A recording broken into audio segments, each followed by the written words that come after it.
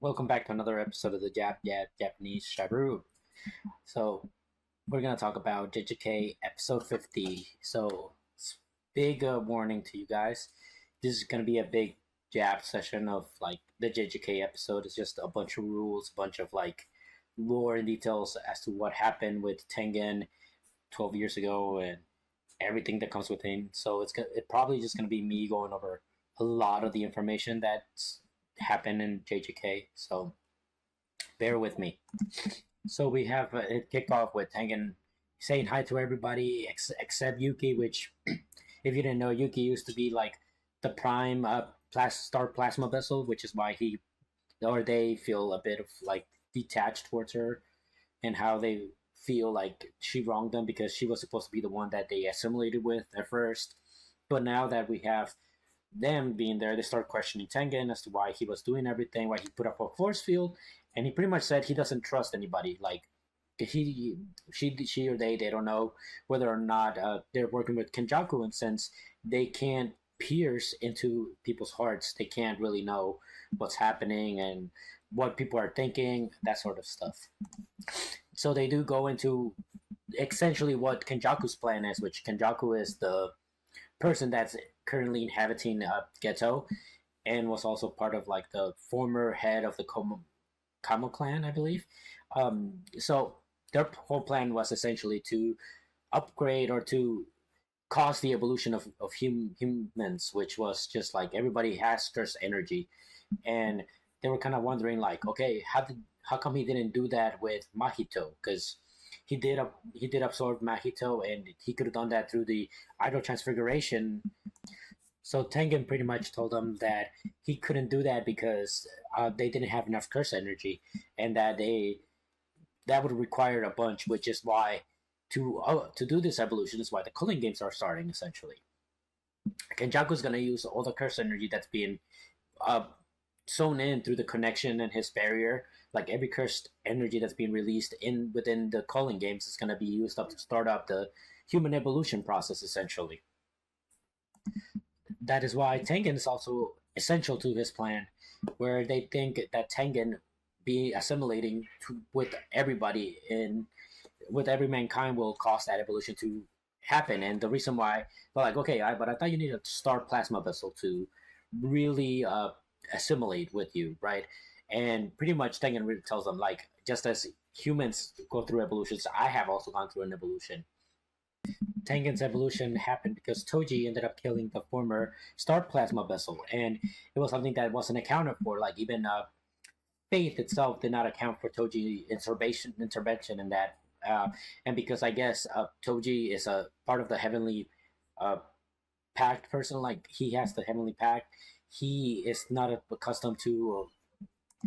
He's not bound by the cursed energy fate, so that's why when Toji ended up killing the star plasma vessel, there wasn't time for another one to like pop out because he ended up killing it, which we know in the past every star plasma vessel is connected with the six eyes user. So whenever Tengen needed a star plasma vessel, there would usually be a six eyes that came along with it to protect the star plasma vessel from dying and allowing Tengen to assimilate with the star plasma vessel. But this time Toji kind of this discarded that fate 12 years ago, and pretty much because he ended up killing them without any curse energy. There wasn't any that curse energy track just completely stopped, and there wasn't another star plasma vessel to be born within the time frame that Tengen needed. But that's why he underwent an evolution that now he or they or she is able to assimilate with everybody on Earth, and especially considering that Tengen is now more of a curse spirit rather than human through that evolution. And what does Kenjaku have? He has Geto's body, who just happens to have the curse manipulation technique. So with that, pretty much Kenjaku has everything he needs to have that plan go into fruition and be able to get Tengen to assimilate with everybody, causing further evolution of mankind. And that's why Tengen would like two people to stay behind to guard them, while the rest take part of the culling games. that way they can stop the calling games from gathering enough curse energy and be able to stop Kenjaku's plan. Because Kenjaku has a bunch of set of rules in place, even though Kenjaku's not the game master. In fact, the Kogane are in fact like the game masters that act as not game masters. They're just there to reinforce the rules and to let everybody know what the rules are. And since everybody said, okay, fine, we'll stay behind and we'll help you out and we'll try to prevent Kenjaku's plan from coming to fruition. So Tengen was very happy with their cause, and they pretty much handed them the key to unlocking Gojo, which is the back of the Prism Realm, which they mentioned there was two ways that they can unlock Gojo. One was through the inverted spear of heaven, which Gojo destroyed. Shocker.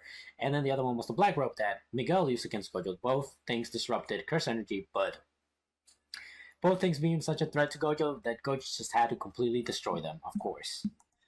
So everybody's kind of like, okay, well, both things that we need to free Gojo are no longer there. How are we going to get that man's free? Which then Tengen tells them there's a third option for them, and it involves going into... That's their main priority of going into the calling games. They should recruit somebody called Angel, who happens to have a curse technique that disrupts every other curse technique there. And basically, they're going to be the ones that allow them to free Gojo.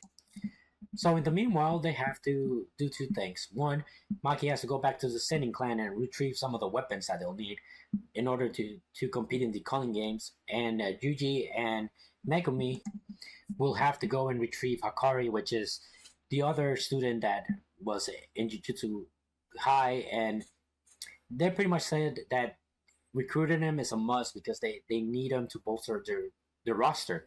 He is very strong and he will be needed for the calling games. So those two. So that just leaves Yuki and Choso to guard Tengen.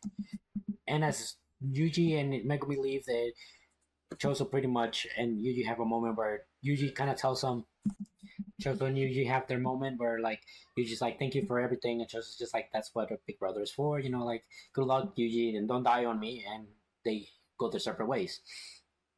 And now we have an introduction to another calling games participant, Takaba.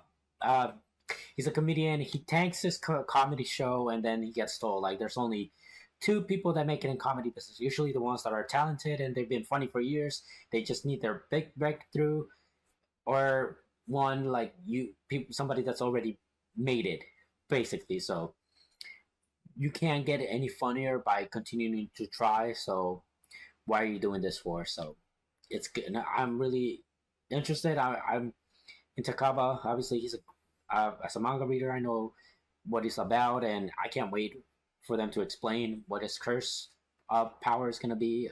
But this episode was very light, very much a Yapfest of what's happening. The current story plots all finally coming to fruition.